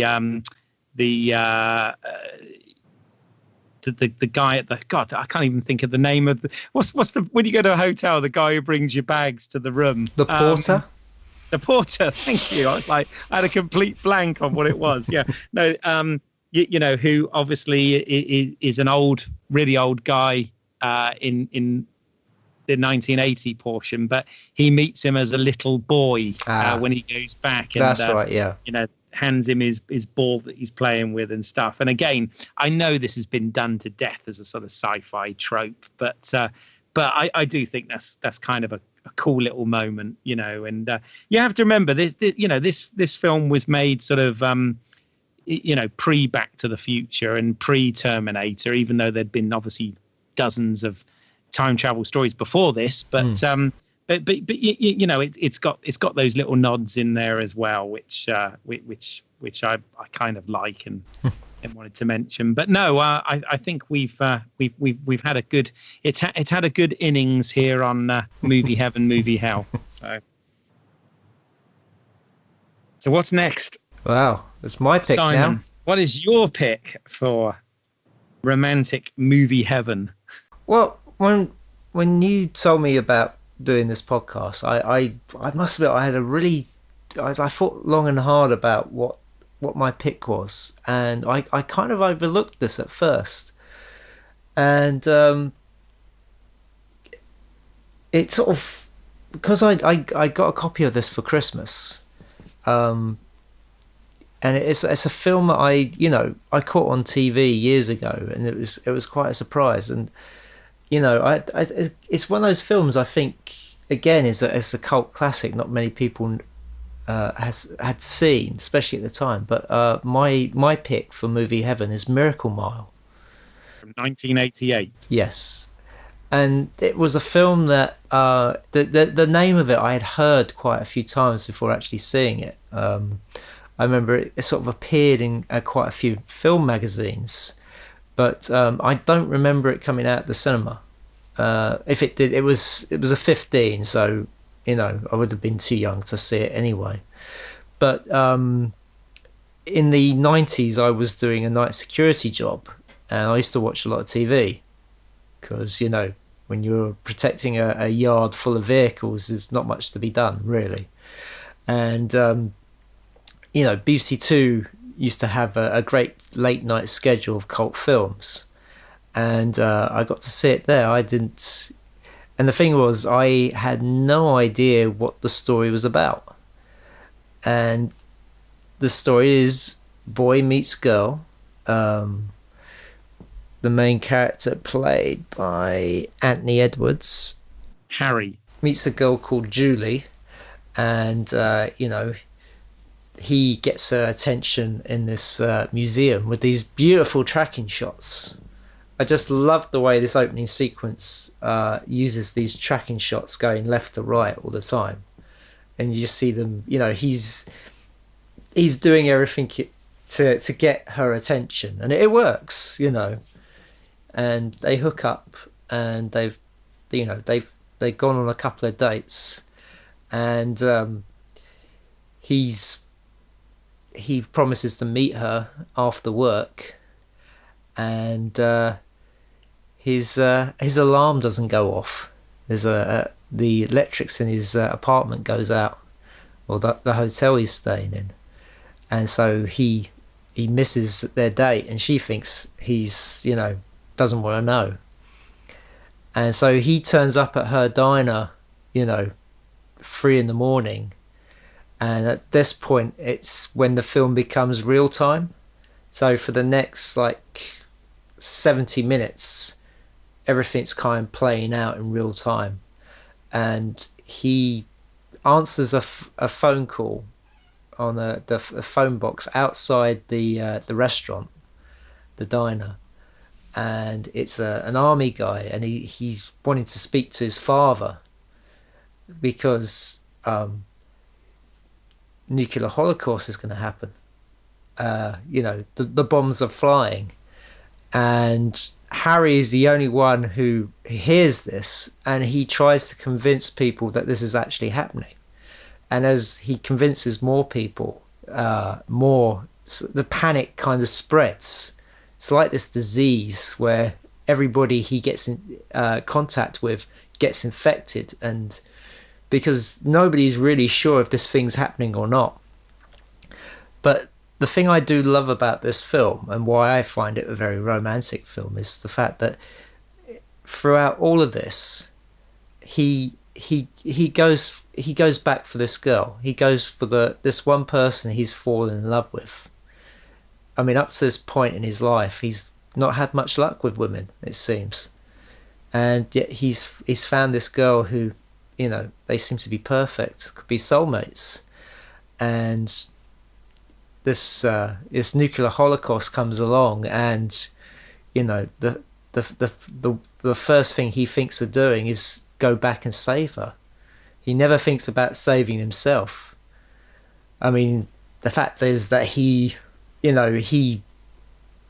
saves other people by the fact that he talks to them about this, but through the point where he's trying to find out where Julie lives. And as I said, the sort of everywhere he goes where he's trying to get back to her, he kind of spreads this panic to the point where the whole city is in chaos. And it's one of these stories where you think they're never going to do what they're going to do. And I think it's one of those films where not enough people have seen it, so I don't want to spoil the ending, but it goes somewhere you don't think it would go. And this is one of the reasons why this film took so long to get made. If you know the history of it, this script was knocking around Hollywood for a long time, for about 10 years. And the reason why it didn't get made so quickly was because of the ending. And that is because the director, Steve DeJarnette, did not want to. He wanted to keep that ending, and good on him for doing it, because it's that thing that makes the film, So have you guys seen this film before? I have now. I hadn't seen it. It's one of those films, as many films, through the 80s and stuff. I didn't, there were ones that slipped by, and it was one of the ones that I hadn't actually seen, and you kindly lent me that wonderful Arrow Blu-ray edition of, which is fantastic. But your advice to me, and I'm so glad you said this, was you told me to just put it in the player and not do any research or read anything about it, or even read the cover until I'd seen the film.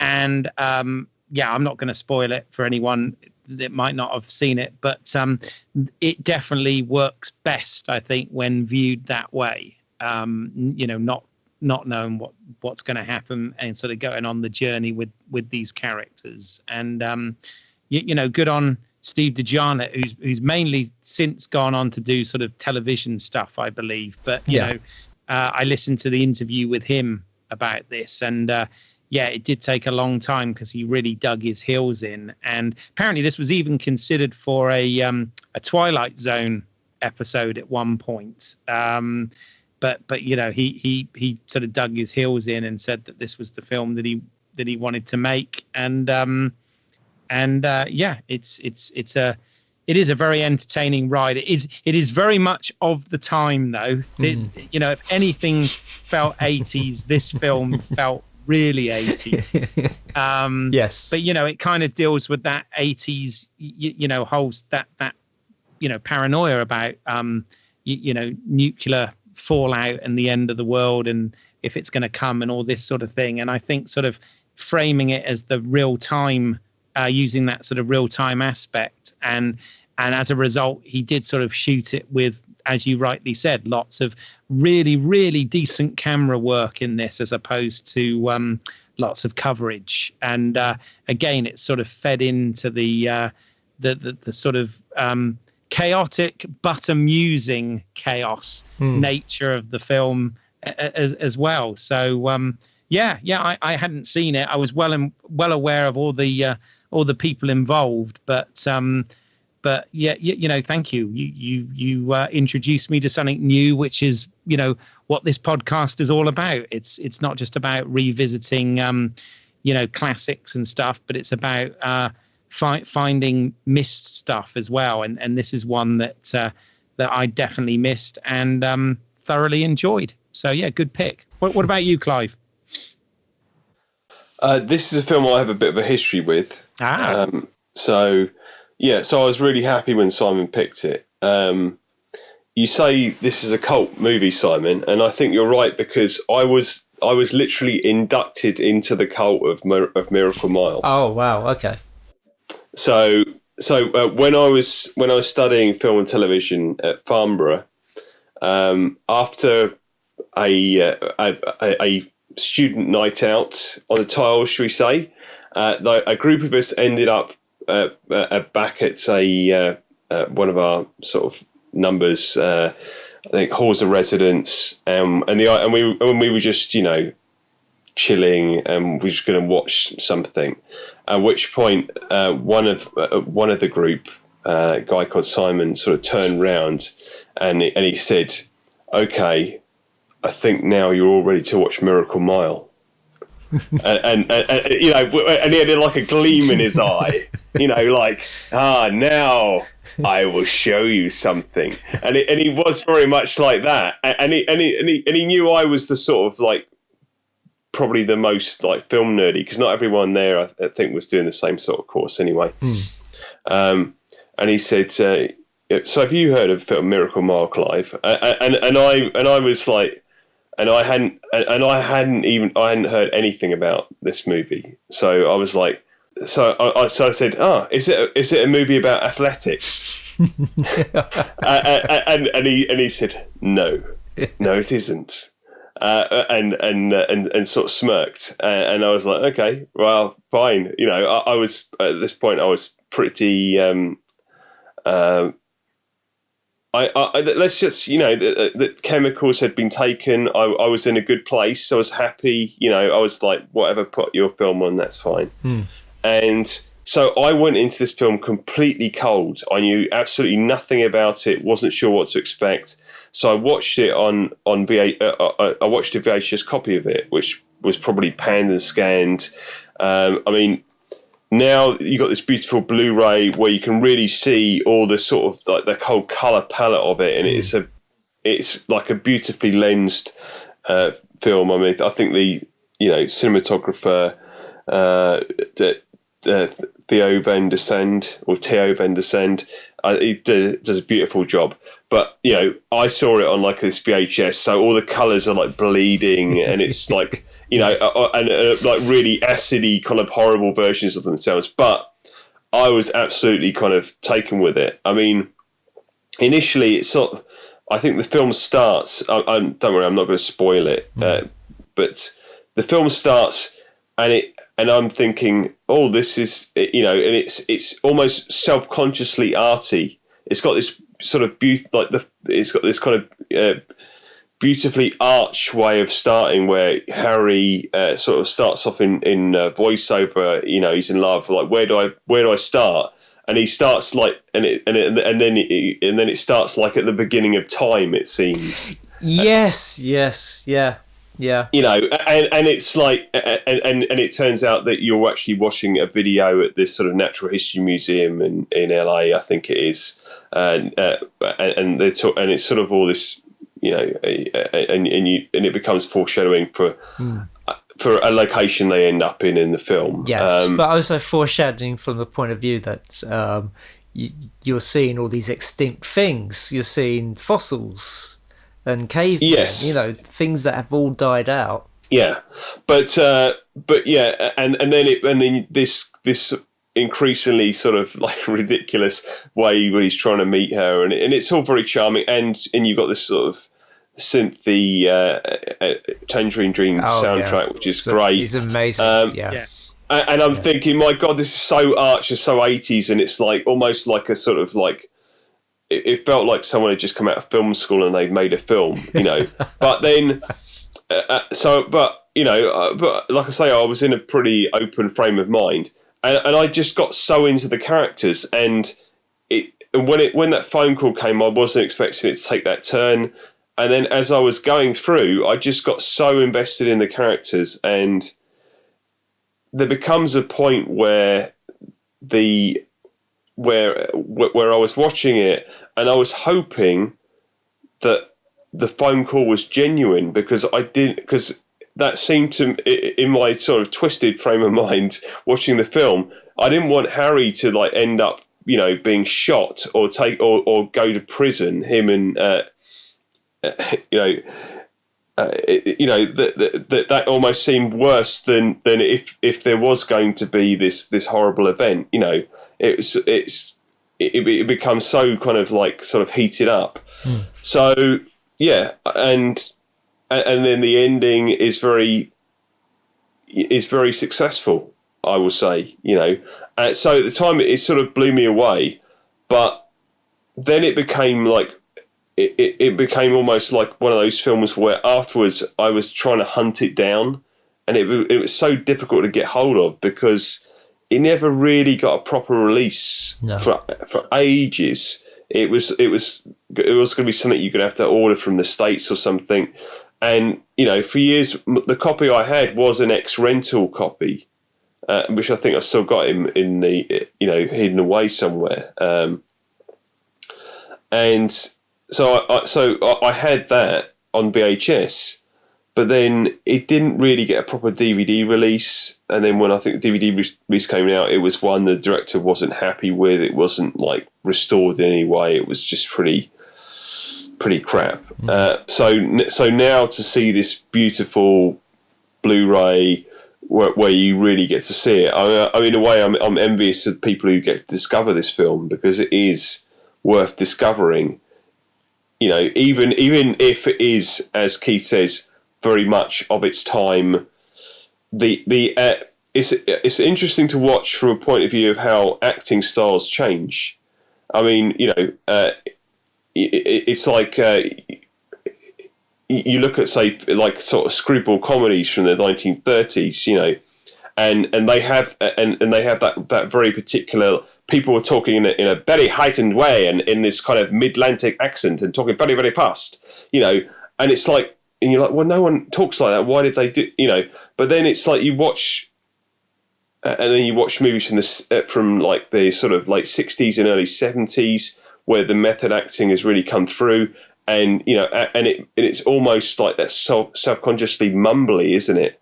You know, this sort of this naturalism by, you know, to the point of like one extreme, and then you come to the 80s, and there's certain heightened quality, I think, to the acting style in the 80s, particularly. I think you see it in quite a few Michael J. Fox films. I notice it, you know, where, I mean, and I'm not dissing them at all, but but they are of their time. You know, they have this sort of like. It's difficult to put my finger on it, but I watch them and I immediately know they're in the 80s. Yeah, do you know what I mean? It's faster, more intense. Yeah. Yeah, there's always that sort of, they always seem to be in a rush to get somewhere. Well, yeah. And I mean, in this, it made total sense as well. Yeah. But also, I mean, you know, this had that sort of whole 80s, you know, very colourful, you know, a very, all the production design and everything, you know, against that LA backdrop was, you know, very, very colourful clothing, you know, all very much sort of in that era. And in the Blu-ray, it actually does have quite a nice, you know, done now, an interview with Anthony Edwards and Mayor Winningham, where they're sort of talking about this and the fact that they were, you know, they'd actually, they'd been in a theatre class and whatever together. So they had quite a shorthand before doing this film, which kind of helped as well. Yeah. And the beautiful thing is that years later, through doing the tour of this film, they actually got married.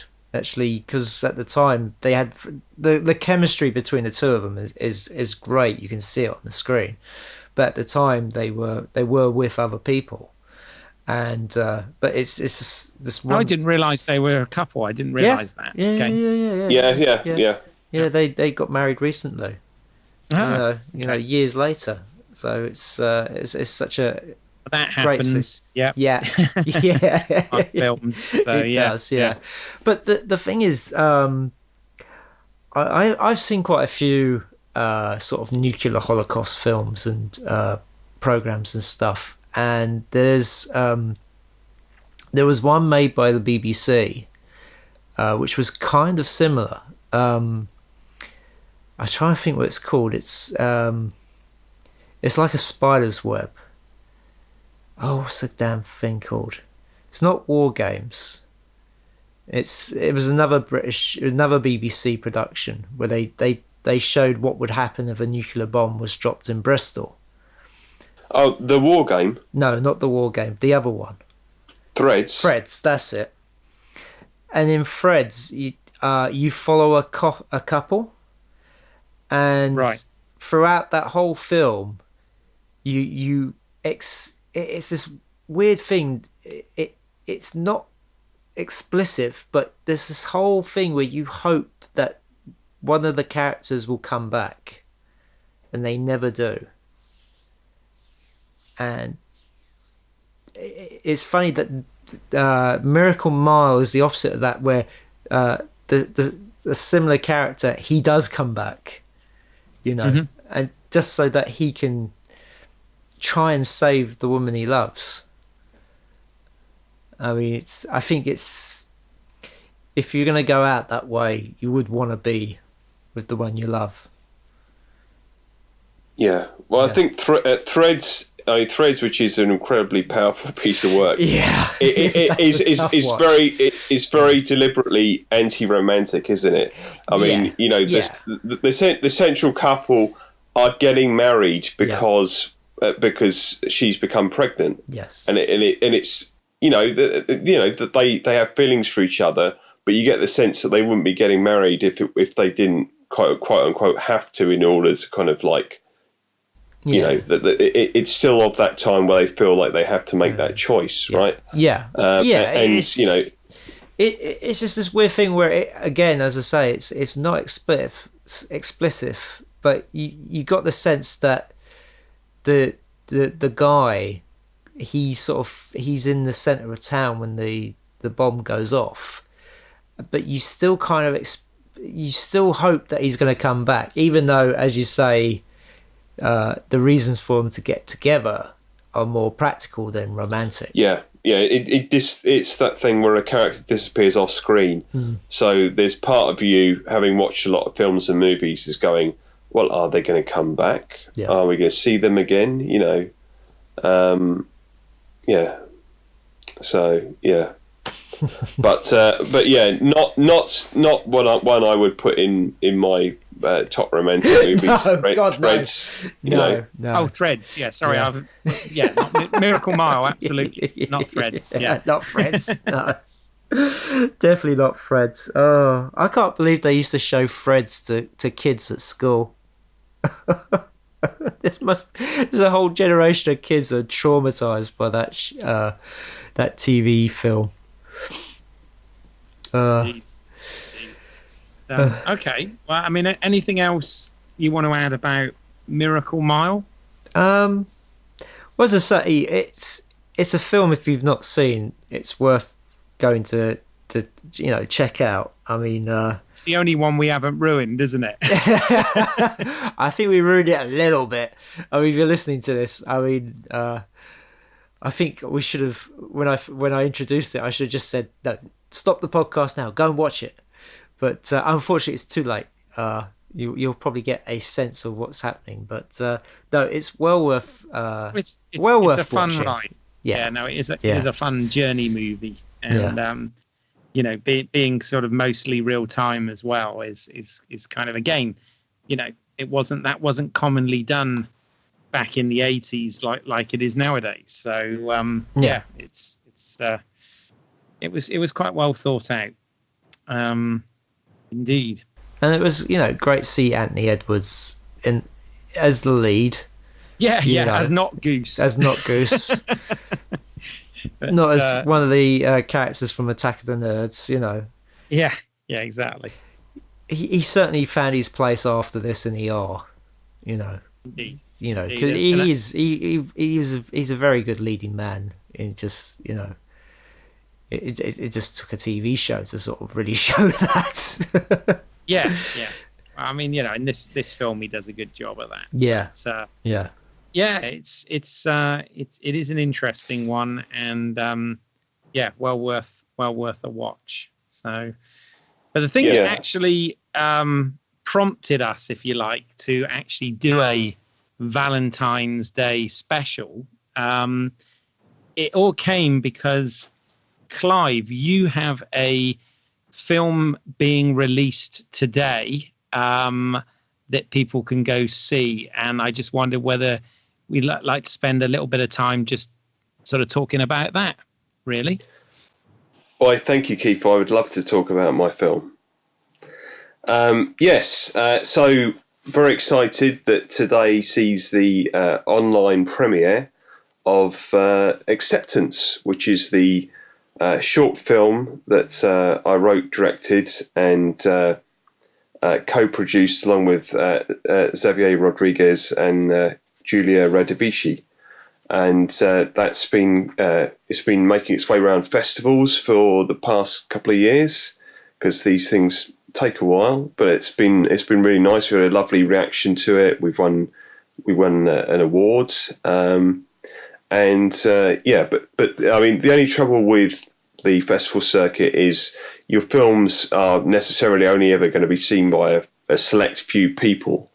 So even when sort of word of mouth is good, you're never going to reach the same amount of people as you will do just by putting it out there online. So really excited that now more people are going to get a chance to see it. So yeah, I mean, Acceptance, for anyone who hasn't heard me speak of it before, is a short film, a short drama, and it's the story of Vivian, played by Victoria Johnson, and Maya, played by Maria Thomas.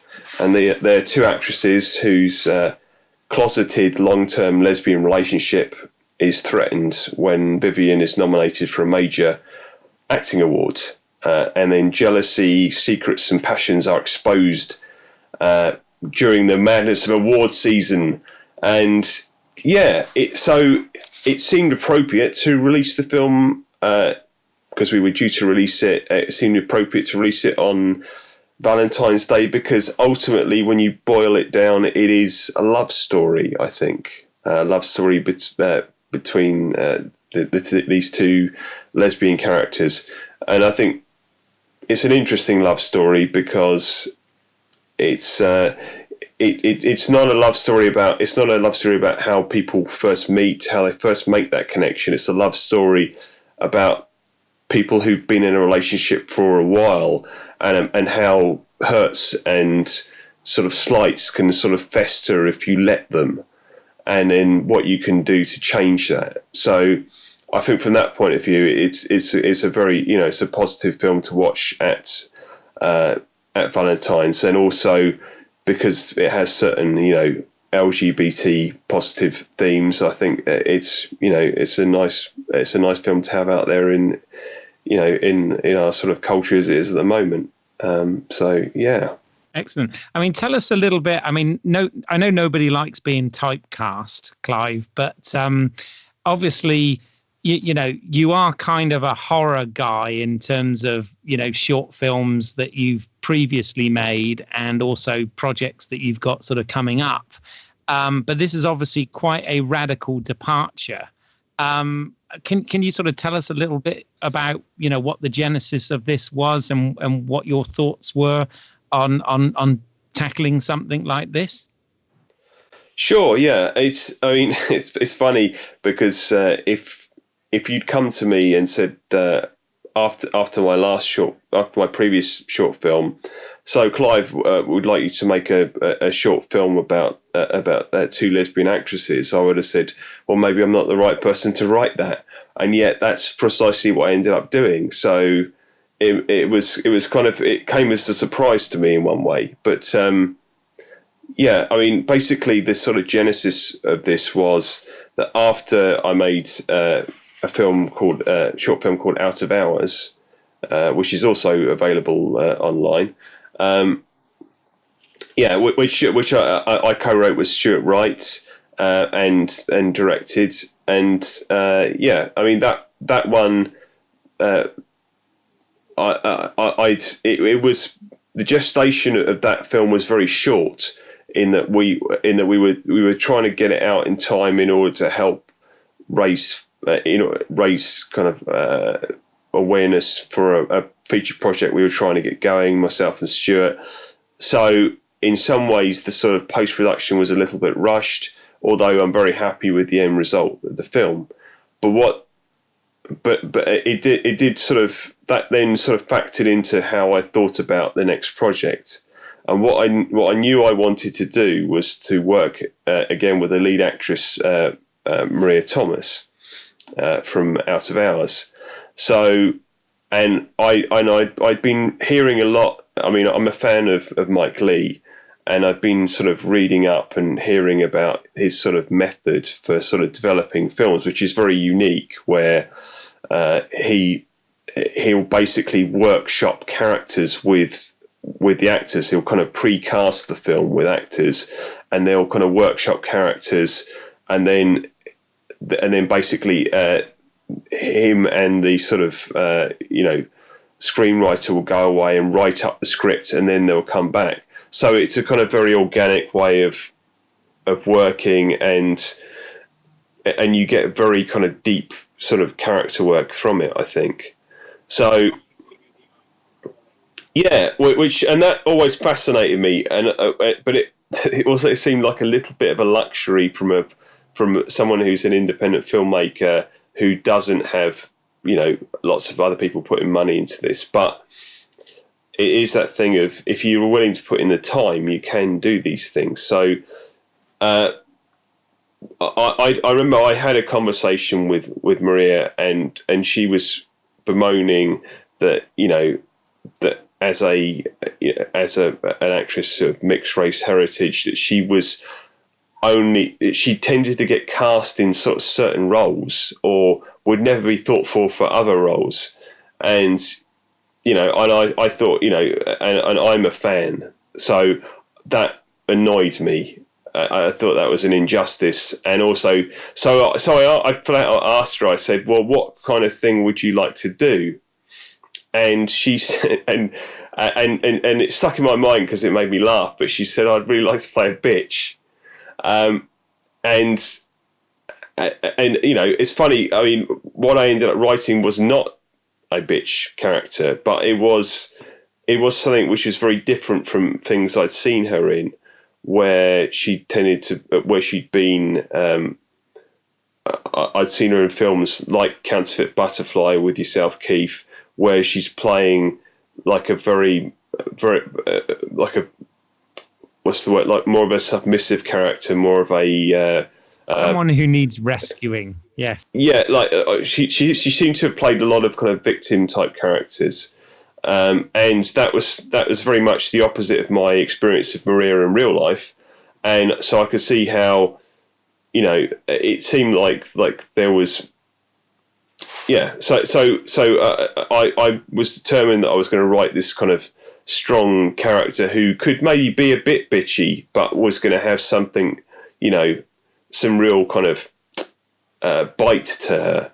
So as I started developing this story, and also I was in mind that I wanted to write something which I could shoot quickly and would be, it was going to be just about the performances. I wanted it to be very much an actor's piece that I could kind of work with the actors on.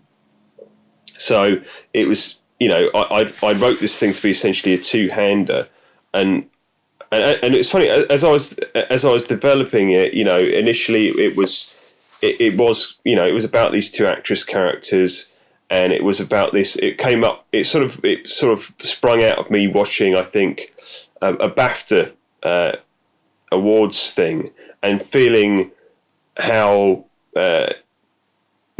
Sorry, Keith, I know you're a BAFTA member, but how I was feeling very much the falsity of the kind of like awards speeches, that it felt rehearsed. It felt like, like pre-written, and I'm sure a lot of these things are, because obviously they've got to, I mean, it's completely understandable. You've got to thank the right people and so on, but it just felt, I felt like there was like that there was something to be written about, just how that sort of thing came to pass. So I started writing this story about an actress who was nominated for an award, and initially it was her flatmate was like discovered her basically,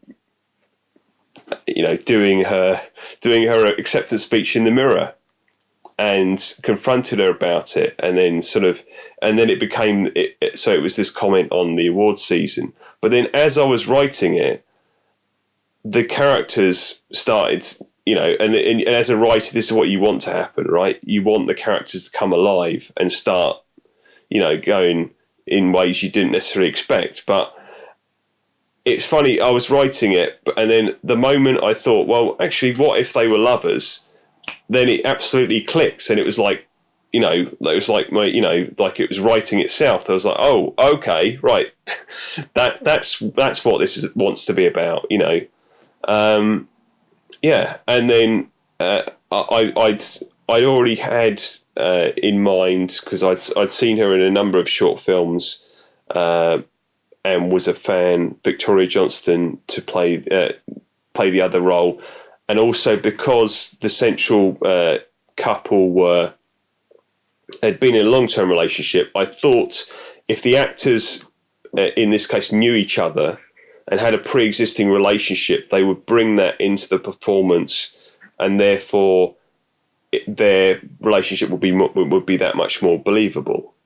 And I think you see that in the film, and it was really nice, actually. So and then the process became. I had a draft, which was quite an early draft, so it was pretty raw, but the essentials were there, and luckily, both my first choices said yes. They wanted to do the film, and they were willing to sort of put in of their time in order to help me kind of workshop the script. So basically, we had a lot of rehearsals, readings of different versions of the scripts. They told me in no uncertain terms when, like, no actress would say that thing, which was very helpful. Then I would sort of go away and make changes to the script, and we would go over it again. So by the time we actually got to shoot the thing, it was very, it was pretty tight in terms of like the relationship dynamics. So I was very happy with it. Of course, my initial intention was this was going to be two people in a room, and therefore, quite easy to shoot. But then when I was writing it, then there became this whole other side, which is set during an award ceremony, which is not maybe a cheap thing to sort of put together. So yeah, maybe I should sort of pass this to Simon, because Simon is actually the director of photography on Acceptance. Yes, I was. Such a small world. Such a small world. Yes. Well, having worked with you, Clive, on Out of Hours as the DOP, and then you asked me to come back to do this, and yeah, no, it was a lot of fun, and we got to shoot at the Phoenix Cinema in East Finchley. And try and make it look like the cinema was full. That's right, yes. Yeah, lots of little tricks. Smoke and mirrors, yes. and even some CG, yes, as well. So yeah. It was it was a lot of fun to shoot, and it was it's probably one of the better looking of the films I've lensed. It was nice to sort of have those big lights and stuff, and the location really helped. Oh, and also the lenses we rented as well really helped with the look of the film. But yeah, no, it was and this was very definitely a film where I had a certain kind of vision in terms of like the two locations would have very different color palettes and very different looks, and you were really able to deliver on that. So, you know, I think you did a fantastic job there, Simon. Thank you. Well, I did win an award for it, so that's always gratifying. There you go. But, I don't know what more I could say. I was, just was very happy to help you out, Clive. It was a very nice script, and it's always a pleasure to work with Maria and Victoria, and so yeah, it was a great couple of days shooting. Okay, well, so where can people find this then, Clive? Okay, well, it's now available to watch free through on Vimeo. The easiest way to find it may be if you're on Facebook, to go to our Facebook page. If you go on Facebook and search for Acceptance Film, you'll find us, and then you'll find the link on the page. Or you can go to Vimeo directly and search for my name, Clive Ashenden, Ashenden, and you'll find Acceptance, and also a number of previous shorts I've made, including Out of Hours, which we mentioned, also starring Maria Thomas, and also lensed by Mr. Simon Aitken. Yes. So there we go. There we go. But no, thank you for asking me on the podcast to talk about Acceptance. Really happy to be finally releasing it out on there. So yeah. Oh, always happy to help. And I will say, folks, if you do watch the film and enjoy it, then do please give us a like, share on the social medias, and help spread the word. And likewise, please, help spread the word for these guys by rating them on iTunes, by spreading the word, because it really does help people to find the podcast and do stuff like that. Yeah. Oh, Clive, we should just hire you to do the ending of our podcast each week. Happy to help. Yes, likewise. So, Keith, where can people find your work? If you go to YouTube and put in British Eyles, that's Eyles, that's in my last name. There are half a dozen films there that I've written, produced, and directed that you can see. And to see any other work, if you just put my name, Keith Eyles, into IMDb, you can find other bits that I've done both in front of and behind the camera. And as always, you can find my work at independentrunnings.com. And I am still currently making a feature film about romance. Well, it's more sort of more to do with dating and relationships, and how the way that we communicate or how we get together is somewhat changed in the modern age, but also is very similar. and I'm currently sort of coming to the end of this now. I'll soon be finished, if all goes well, and we will be talking more about it in future podcasts. Our hope is to have a lot of the actors and creative people to come on board and talk about their part in it. Simon, is there a Facebook page where people can come? Are you on Twitter? Can people follow you? How can people find out, stay in touch with the latest news? Well, I have many Facebook pages. You can follow me on Independent Runnings, and there is a Modern Love Facebook page, and of course you can find out about Modern Love and all my other films on independentrunnings.com. That's sort of the main place to go, and you can find other stuff through that website. And as always, you can listen to this podcast through iTunes, Stitcher, YouTube, and all good podcast providers. You can follow us on Twitter and Facebook. Just search Movie Heaven, Movie Hell. And as Clive suggested, please leave us a rating and review. It really does help. So that just leaves me to thank Clive for coming on board. Thank you. It's been a great pleasure. Thanks for letting me talk about Acceptance. And both Keith and I hope that you, the listener, have a great Valentine's Day. And hopefully you will join us for the next episode of Movie Heaven, Movie Hell. Happy Valentine's Day. Happy Valentine's Day.